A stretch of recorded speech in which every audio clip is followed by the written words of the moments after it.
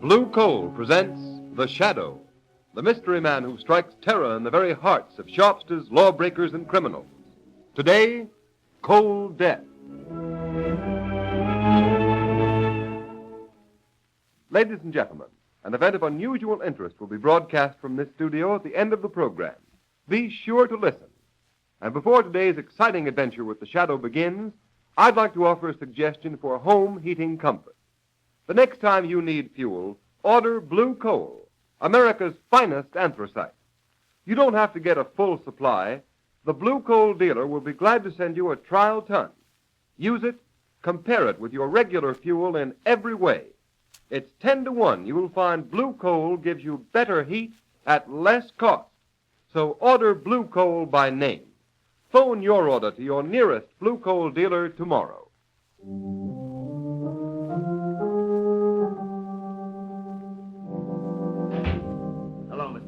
Well, what do you want, Dawson? Why, Job at Carverville, tending to business. Fine mess you've made of things. Oh, so you've seen the story in the paper about conditions up in the village? Yes, you brainless fool. Don't you know you can't keep things quiet by manhandling a reporter? Now, wait a minute, boss.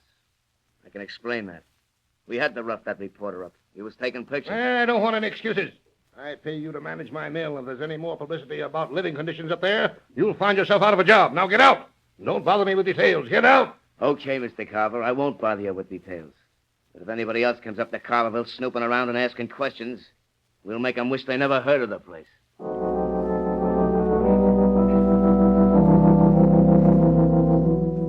Commissioner Weston, I tell you it's an outrage. Don't you agree, Cranston? It's a pretty sorry state of affairs, Commissioner. Granted, the conditions existing in this little mill village Daniel Carver owns are an outrage. Why, he ought to be kicked out of this club. What do you think, Cranston? I agree, if the newspaper accounts are true. Sickness, half a dozen deaths recently.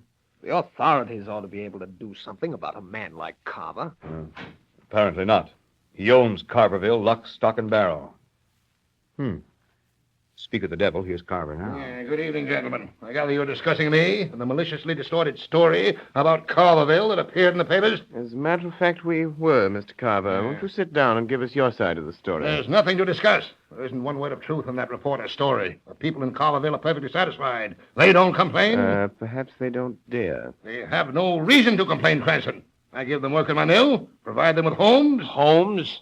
Why, they make the worst city slums look like Park Avenue. Carverville is my affair. Well, maybe so, but this club may have something to say about your membership, Daniel Carver. This club, a bunch of mawkish busybodies. What do I care? Vote me out. No one ever speaks to me here anyway. Go ahead. Vote me out. Vote me out. Go ahead. Must be some justice, some law. Oh, he's within the law. But now here's a case for an amateur criminologist like yourself, Cranston. Yes, there must be some way of helping those poor devils up in Carverville. Some way of dealing with a man like Carver.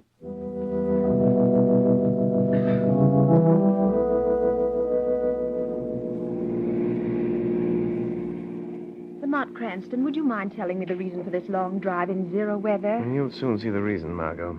You're now entering Carverville. Take a good look at it. Oh, how drab. How awful.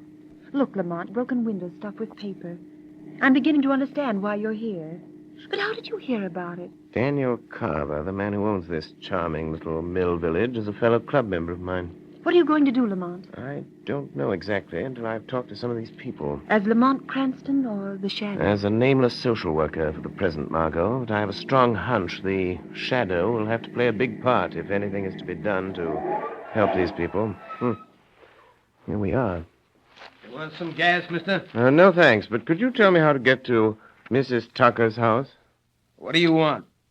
Ma Tucker's got enough trouble already, what with her old man and kid dying since the cold set in. I read about it in the papers. We've come here to help.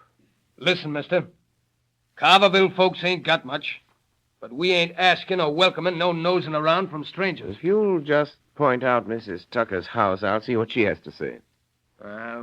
Right over there by the creek. But don't say I didn't warn you, mister. Thanks. Come along, Margot. I may need your help to get Mrs. Tucker's confidence. Well, I'll do anything I can.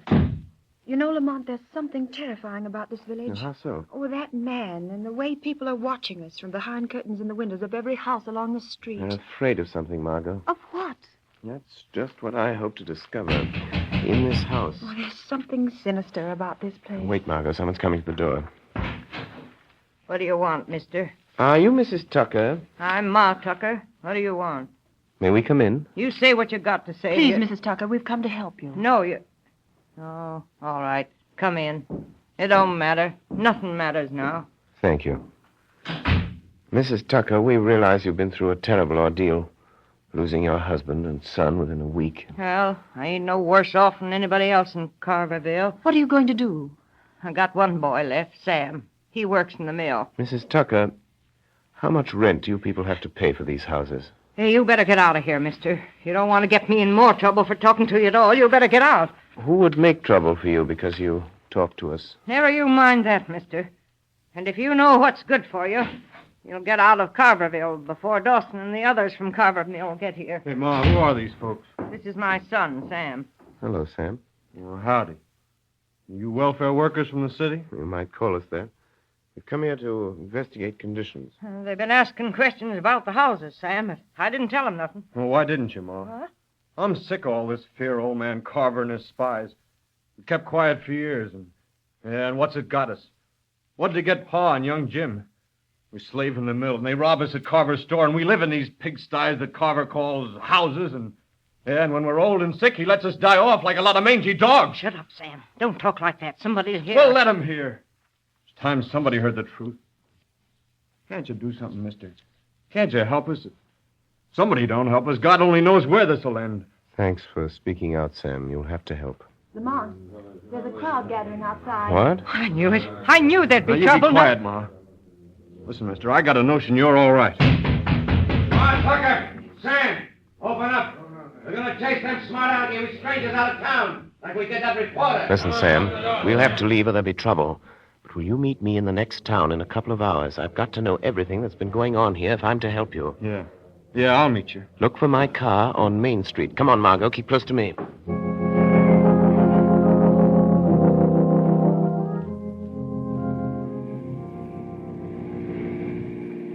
Lamont, I hope no one saw Sam Tucker meet us down this road as you asked him to. I hope not, Margot. What are you going to do now that he's told you the tragic story of Carverville? Going back to Carverville. Right now, tonight? Yes. First to call on old man Carver. I thought he was in the city. He evidently heard that more strangers were in Carverville this afternoon asking questions. Oh, what a beast Carver must be, Lamont. If he could only be made to see the misery and suffering he's caused. He's going to see it, Margot, tonight. Lamont, there's Carverville. Oh, not that I'm afraid. We're but... stopping. That's Carver's house right ahead there. Yes, I see a light downstairs, Lamont.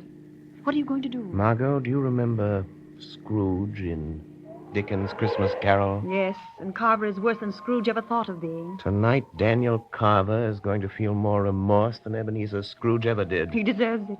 I'll wait in the car, Lamont. It's bitter cold. Well, if those poor people down there in those flimsy houses can stand it, I can. I'll wait here.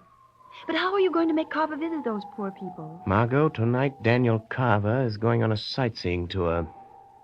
Personally conducted by the Shadow.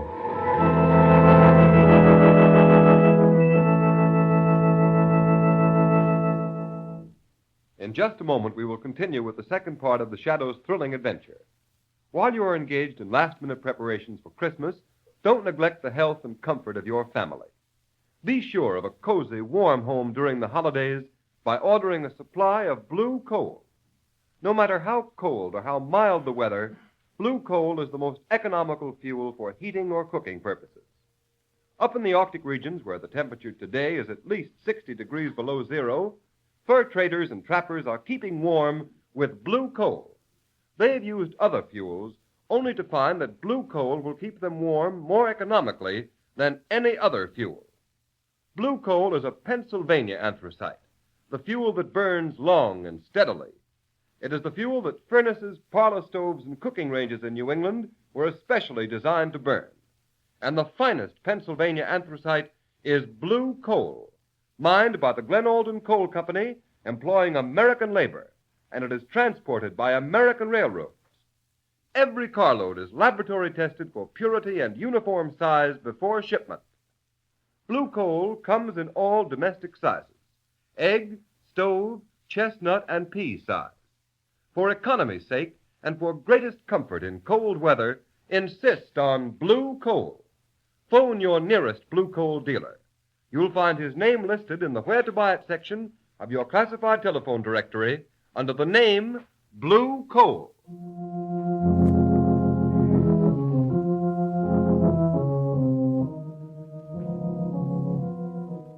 Dawson, I told you if there's any more trouble up here in Carverville, I'd fire you, didn't I? Yeah. Well, there ain't been no trouble, Mr. Carver. Not yet. If that guy that was here this afternoon comes back tonight, we'll make him wish he never heard of Carterville. What makes you think he will come back? I know he's coming back. Tonight. You got Sam Tucker to meet him down in the next town. How do you know that? I took a rubber hose to the kid when he came back about an hour ago. He wouldn't talk. We got enough out of him to know that social worker is up to something. Well, I don't want any shooting and killing now. You just leave that fella to me, Mr. Carver. You said you didn't want to be bothered with details. What are you going to do, Dawson? Nothing much. But don't you worry. There ain't no law against a fella being shot accidental while he's snooping around in the dark. You just leave the details to me. So long, boss. Yeah. I was a fool to come up here from the city tonight. No cold country house. No electricity. Nothing but candles. The wind even blows the door open. What was that? Who blew out that candle? The wind. The wind blew out the candle. Are you afraid of the dark, Daniel Carver? Warrior. What do you want? I have no money here. I don't want your money. I have come for you. Who are you? I've been called fear, conscience, remorse. But I am best known to your kind as the Shadow. The Shadow? I don't believe in things like that. You're a man. I hear your voice. If you're one of those stupid fools from the village, you've got any idea of killing me, you'd better think first. You'll hang for it. Since you will not believe that I am the Shadow, let us pretend I am one of those unfortunates from your village. Let us pretend that here in the darkness I am standing with a gun pointed at your heart. Oh, what do you want of me? I want you to come with me. Come with me. No, you're going to murder me. I won't leave this house. I won't go with you. Come, or I'll use the gun you are so sure I have in my hand, even though you can't see the gun, or my hand, or me. Yeah. All right, I'll come. I'll do anything, only don't shoot. If it's money you want, I'll get it for you. Get in your car. First, let me get an overcoat. It's bitter cold. No. It's time you learned what it feels like to be cold. Where are we going? Drive down to that squalid sink of misery that bears your name, to Carverville. Don't cry out. Don't try to escape me, for I'm right behind you, in the back seat of the car. What do you want me to do in the village? Stop at that little bridge. Be careful, Carver. I can read your thoughts. You're thinking you'll cry out, attract attention, and get away from me. But you'll never get away unless you do exactly as I tell you for the next few minutes. What are you going to make me do? You will go where I tell you. And listen. And watch. And what if I meet someone? If you should, don't speak. There's a little bridge. Stop the car. Now get out of the car, Daniel Carver. This is the Tucker house. Walk to that lighted window over there. Stand there by that broken pane stuffed with paper. Why, you brought me here. You better look out. Bill Dawson, my foreman, and some men are out looking for some stranger that's been snooping around here. We might be shot by mistake. That is a chance we must take. Carver, look into that room and listen. All right. All right, Ma, listen, Ma, everything's going to turn out all right. Those folks who were here today, they're going to do something. Oh, I'm trying to hope so, Sam. But hoping comes mighty hard when hope's been killed so often. Pa's dead. Your brother's dead. Listen to that. Oh, Sam, you gotta go away. You gotta go far away. And after what's happened, Dawson will fix you good. It won't be just a beating. He'll fix it so something will happen to you at the mill. You gotta go away, son. Yeah, but I can't leave you, Ma. Not even long enough to hunt another job. Oh, don't you fret about me, Sam. I ain't got much longer on this earth anyhow, son. You get away. You get away from here while you've got a chance. Oh, Ma.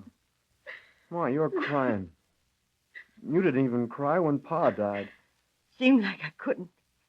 Seemed like he was better off dead, 'cause he was free of old man Carver at last. At last. Oh, Ma, don't... Come, Carver. I have something else to show you. What are you trying to do? Where are you taking me now? You will see. Tell me, Carver, have you ever heard the story of Scrooge? Well, what does the story of Scrooge got to do with me? You are Scrooge, Daniel Carver, a 20th century Scrooge. And this is Christmas. You'd never believe it to look down the streets of this mill town of yours. Would you, Carver? And what do you expect me to do about it? You are not your brother's keeper, are you, Carver? Let me go. My hands are freezing. Still thinking of yourself? Is that the Christmas spirit, Carver? Let me go, and I'll do something. Send some Christmas baskets. That would ease your conscience, wouldn't it? No, Carver. You're not going to get off so easy. I've seen enough. Where are you taking me now? Just a little way. A few steps. To that lighted window over there.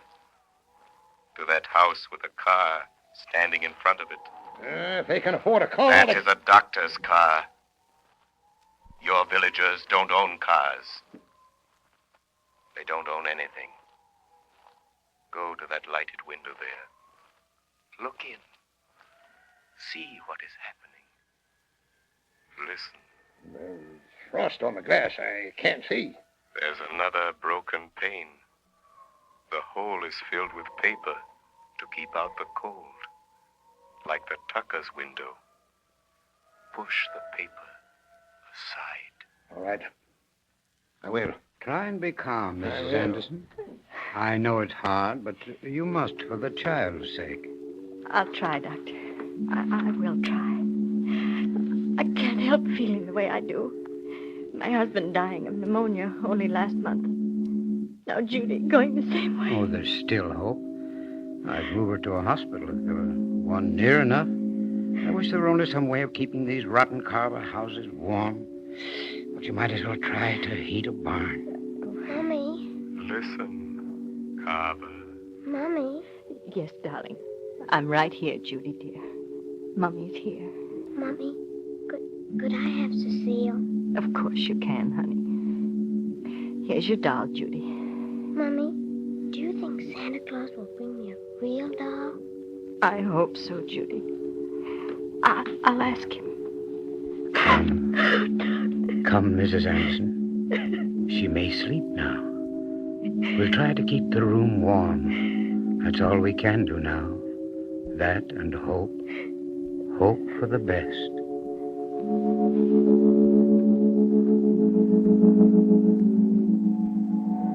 Look at that child, Daniel Carver. She's dying. And you alone are to blame. No, stop. Don't torture me anymore. If that child dies, Carver, there will be no candles.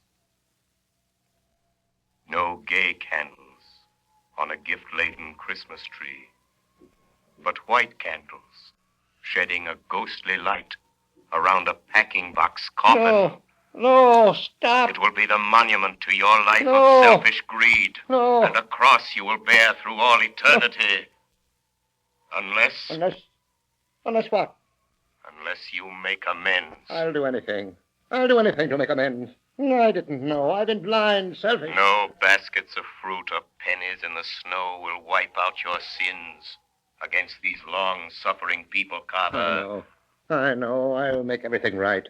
That little girl, she needs medicine, a warm house.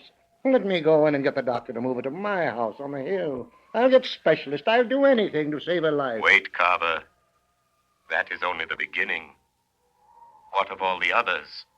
What of these death traps you call homes? I'll tear them all down, burn them, build new ones, houses that are warm and comfortable and safe. I swear it. But tell me, who are you? I owe you everything for showing me what I've been doing to these people who depend on me. I told you once before, I am the shadow. But you are a man. Why can't I see you? I have clouded your mind, made it impossible for you to see me. You will never see me.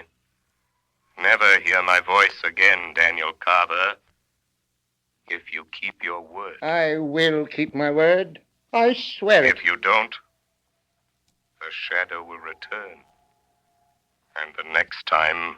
Al! Hey, Al! You seen any of that fella? Oh, I ain't, Bill. Shadow.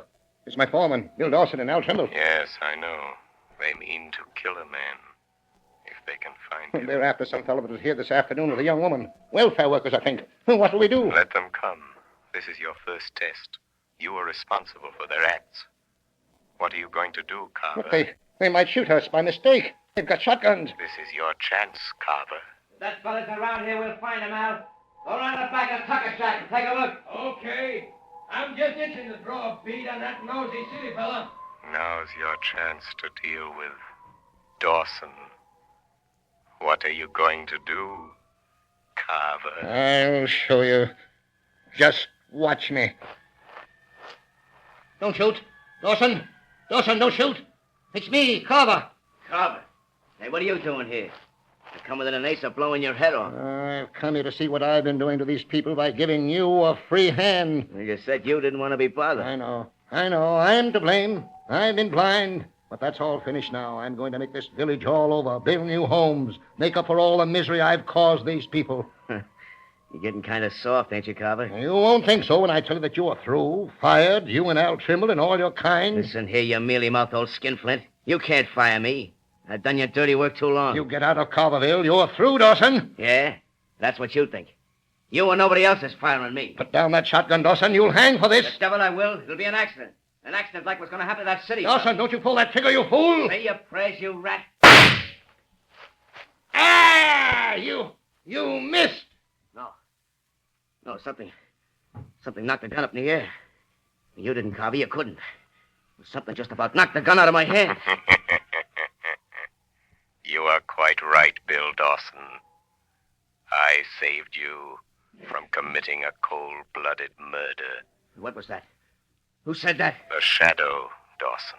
Shadow? A ghost? Call me what you like, but I am here, helping Daniel Carver, helping the people of this village. Bill! Hey, Bill! Dawson! You get him? Al, come on. We're getting out of here. Something just talked to me. You must be drunk, Bill. Hey, what's that over there? It's old man Carver. But it wasn't him. It knocked my gun right out of my hand. Come on, I tell you, this place is haunted. There ain't no such thing. Oh, yeah. Listen to that. Where is it? Come on, tell me. Where's it coming from? Who's that laughing? It ain't Carver. Yeah, it did sound kind of like a ghost. And I don't see nothing. Go quickly, both of you. Get out of Carverville and don't come back. Come on, Al, you fool. Let's get out of here. Hey, Bill, wait. Wait, don't leave me here alone with that thing. Wait. Shadow, are you still here? Yes, Daniel Carver. Oh, thank you, whatever you are. Thank you for saving my life. I saved you because you have much work to do. If there was only some way of repaying you for making me see the truth, you should have credit for all this. Just bring happiness to the people of this village, Daniel Carver.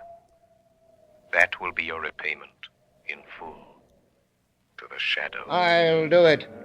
Look, Carver, the people of the village are getting up enough nerve to come out of their houses. I'll call them all together right now. I'll tell them what I'm going to do. I'll make this the happiest Christmas season they've ever had. Yes, I believe you will, Daniel Carver. What happened in here? Who's that? Yeah, who's been shooting? Anybody hurt? Hey, golly, it's Mr. Carver. What's he doing here? What do you want, Mr. Carver? Wait a moment. Wait a moment, all of you. Oh, I know you have good reasons to hate. Tonight I've been shown why. Someone came to me. Oh, I don't know what he was. I don't care. All I know is he was like a spirit of God. He has shown me how to create a new Carverville, a happy Carverville, where the spirit of Christmas will shine all these years through. Men and women, a shadow has brought us light. This, Carver, this is the peace on earth, goodwill toward men. Friends, this afternoon we have an event of unusual importance to bring to you. The Shadow program is to be honored with one of radio's most coveted awards, which heretofore has been captured by other outstanding programs such as Jack Benny, Fred Allen, and The March of Time, the Pilot Radio Award.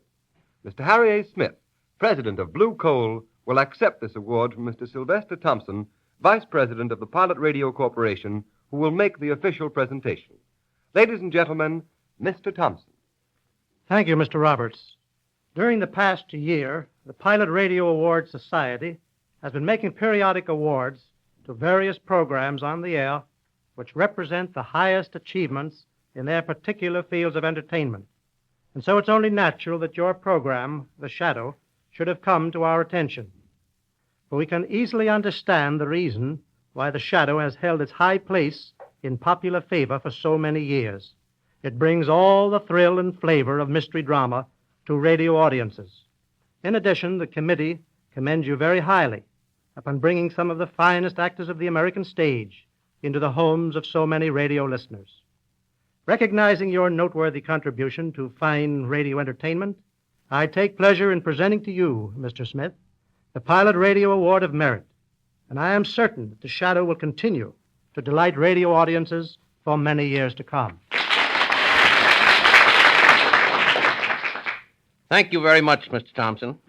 On behalf of the Glen Alden Coal Company and the DL&W Coal Company, producers and sellers of blue coal, it gives me great pleasure to accept this award. We greatly appreciate this recognition of our efforts to entertain the radio public. We realize, however, that the credit is due to those who prepared, directed, and presented The Shadow. The Blue Coal Dealers of America join me in expressing their appreciation to our very able artists who have presented this entertainment, and our thanks to you for this recognition of their efforts. I assure you that they will endeavor to keep their future presentations of the same high quality that we endeavor to maintain in every ton of blue coal.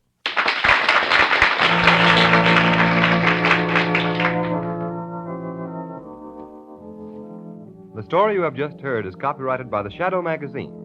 The characters in this story are entirely fictitious. Any similarity to persons living or dead is purely coincidental.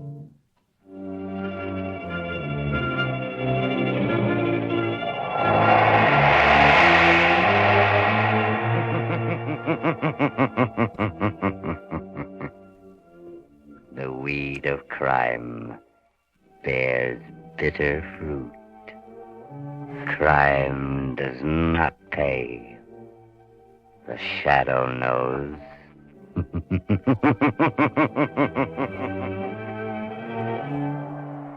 Next week, same time, same station, Blue Coal, America's famous anthracite, will again present another thrilling adventure of The Shadow. Be sure to listen, and be sure to burn blue coal, the solid fuel for solid comfort.